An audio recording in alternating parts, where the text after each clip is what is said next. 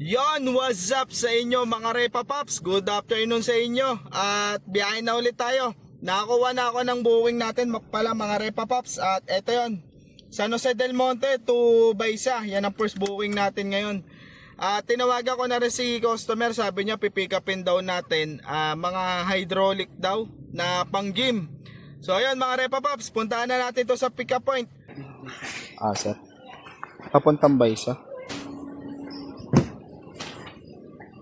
Yung pipirmahan pa. Wala na. Resibo na lang. Ano ba ito? Mama. Yan na. Patayo na lang sa mahaba.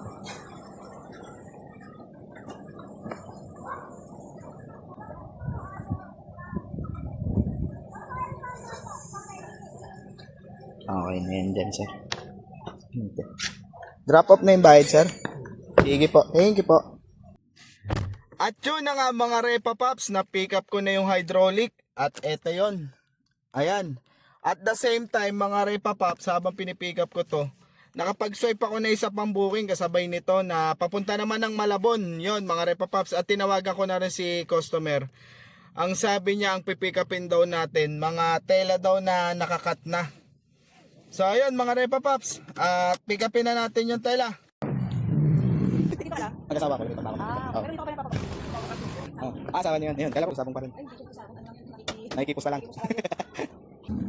Apo.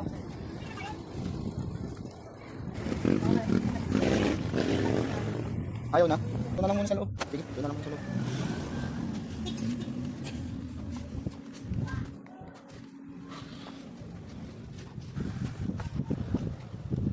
Ang lalaman pa talaga.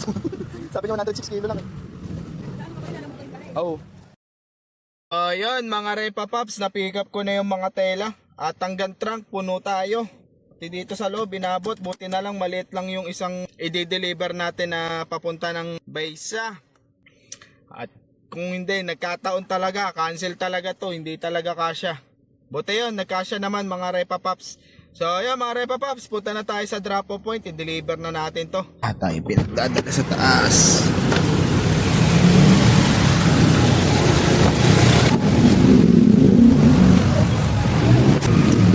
Ay, ako. Try it.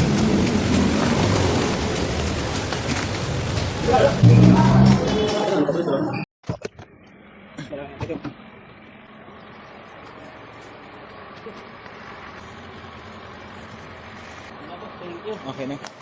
Okay, thank you. At yun na nga mga Repa Pops, na i-deliver ko na yung mga tela dito sa may Malabon. At nakakuha na rin pala ako ng booking. 300 meters lang yung layo, kaya kinuha ko na. Tapos papunta tong Manila mga Repa Pops.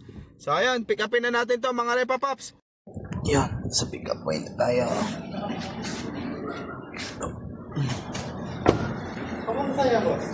Papuntang Manila. Frozen na frozen ba yung item? Hindi naman siya maglilik. Sige. Walang pipick upin natin. Yan mga Repa Pops, at na-pick up ko na nga yung i-deliver natin sa Manila. 2 box lang ng frozen goods. So yun mga Repa Pops, idiretso na natin deliver to dahil naka-priority booking to. At 15 km lang naman layo natin sa drop off point. So ayun Repa Pops, biyahe na tayo sa drop off point. Up. 2 box. Ayun. Oh.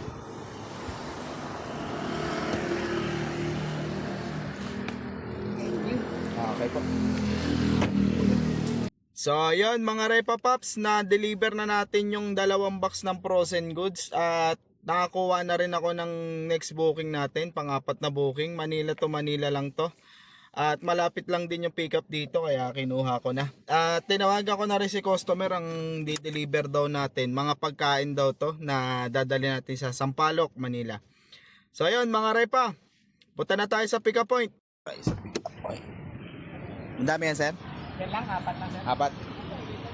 Okay, apat. Meron na kasing book kanina, tapos Oh. umayo yung lalaki, hindi ko alam. Bakit umayo? Nakakatawa naman eh. Sira agad yun.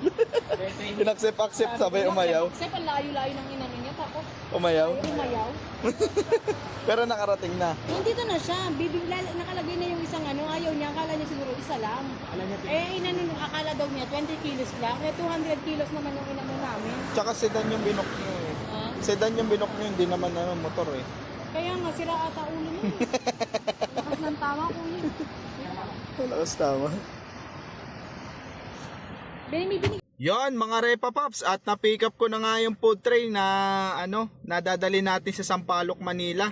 At on the way na tayo sa drop off location kasi naka-priority naman yung booking niya, kailangan na daw yung yung item.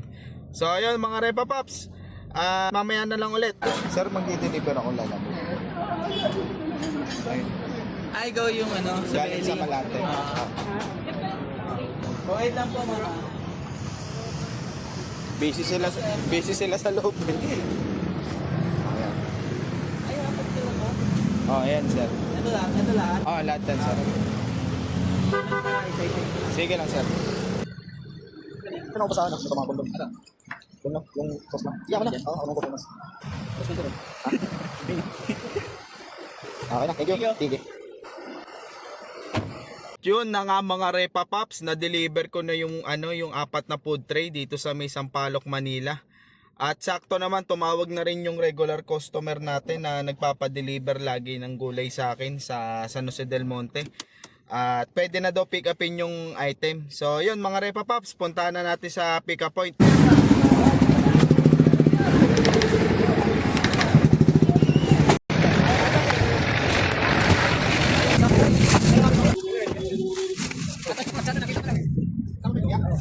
Pinano namin dalawa. Yung pinag-usapan namin.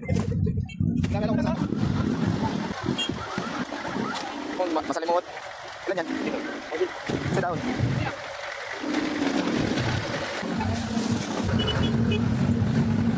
Abutin ka, abutin.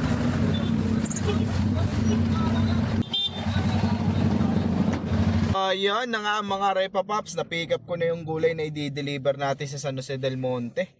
At uwi na rin tayo dahil malalim na sa gabi, wag na natin to hintayin ng kasabay. Okay na rin naman yung kinita natin. So yun mga Repa Pops, mamaya na lang ulit. Let's G! Biyahe na tayo pa San Jose del Monte.